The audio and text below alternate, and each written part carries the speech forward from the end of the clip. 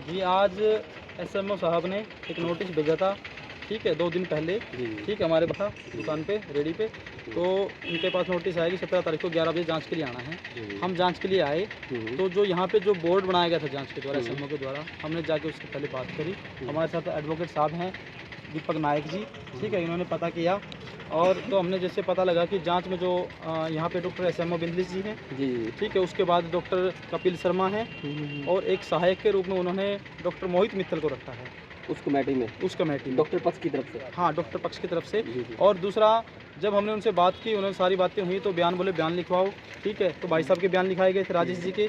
और उसके बाद जब बातें आती हैं कि हम कार्रवाई करेंगे, तो जैसे कि हमें जब जांच के वो पता लगा ना बोर्ड में सदस्य कौन कौन है, तब हमने उसके खिलाफ बिल्कुल साफ मना कर दिया, भाई हम आपसे जांच नहीं करवाएंगे। कि बोर्ड के सदस्य से आपको क्या प्रॉब्लम? भाई हम उनसे जांच बिल्कुल भी नहीं करवाएंगे। क्यों?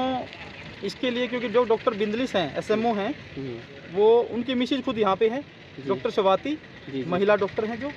और आप छायाकार पत्रकार बंधुओं ने जितने भी वीडियो डाली हैं पहले, उनके अंदर आप कमेंट्स पढ़िएगा खोल के, उसके अंदर डॉक्टर शवाती के ऊपर भी बहुत सारे इल्ज़ाम हैं, ठीक है, जो हमारे द्वारा नहीं, वो लोगों के द्वारा लगाए जा रहे हैं, नरवाना की पब्लिक के द्वारा लगाए जा रहे हैं। और उनको हम देखते हुए, तो उनके पति से हम कैसे जांच की उम्मीद कर सकते हैं?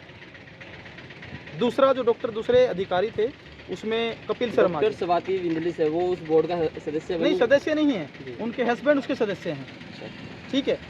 तो वो उसके नाते जब उनकी पत्नी के ऊपर ही आरोप हैं, तो वो कैसे हमारी जांच हम मान सकते हैं कि हम कैसे विश्वास करें कि वो जांच का पूर्ण रूप से निष्पक्ष जांच करेंगे? इसलिए हमने उनको मना कर दिया। दूसरा, डॉक्टर कपिल शर्मा जी, ठीक है, जो अपना एक निजी क्लिनिक नरवाना में चलाते हैं किसी और नाम से, जिसके हमारे पास बहुत सारे मैं खुद भी गया हूँ वहाँ पे, ठीक है, ट्रीटमेंट के लिए।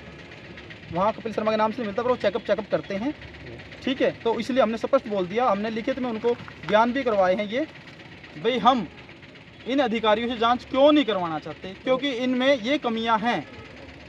इन कमियों के कारण हम उनसे जांच नहीं करवाना चाहते, ठीक है।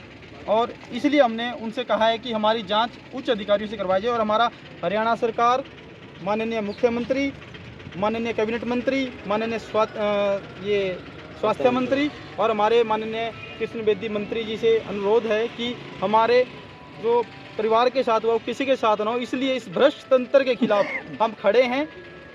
इस भ्रष्ट तंत्र को ध्वस्त करने के लिए और इनका पर्दाफाश करने के लिए जितना हमारे से होगा हम लड़े रहेंगे और खड़े रहेंगे।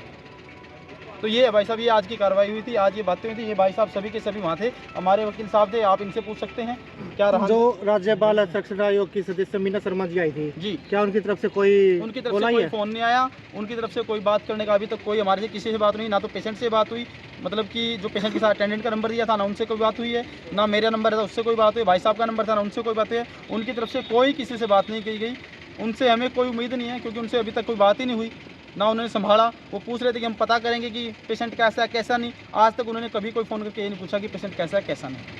उनकी तरफ से पेशेंट की बात की जाए तो पेशेंट जो हिसार रेफर था उसकी हालत कैसी है? अभी खतरे से बाहर है, हम ये कह सकते हैं, क्योंकि जब हमारा पुत्र वधू घर पे आ जाएगी छुट्टी मिलके, तब हम मानेंगे ना हमारा घर में आया है बच्चा बच के। अभी कहीं ना कहीं। और दूसरी बात, अभी तक तो हमारी पुत्र वधू को हमने बताया भी नहीं, क्योंकि अगर हम उसको बताते हैं कि आपका बच्चा ऐसे ऐसे चला गया है तो बहुत बड़े सदमे में जाएगी। हमने उनको बता रखा है कि बच्चा ठीक है, वो शीशे में लगवा रखा है, उनको ये बता रखा है, क्योंकि जिस समय उनकी स्थिति ऐसी है, अगर उनको बता दिया तो शायद वो दिमागी झटका ले जाए। तो इसलिए हमारा जाँच में भी देखो पूरा ध्यान रखा जाए इस चीज़ का।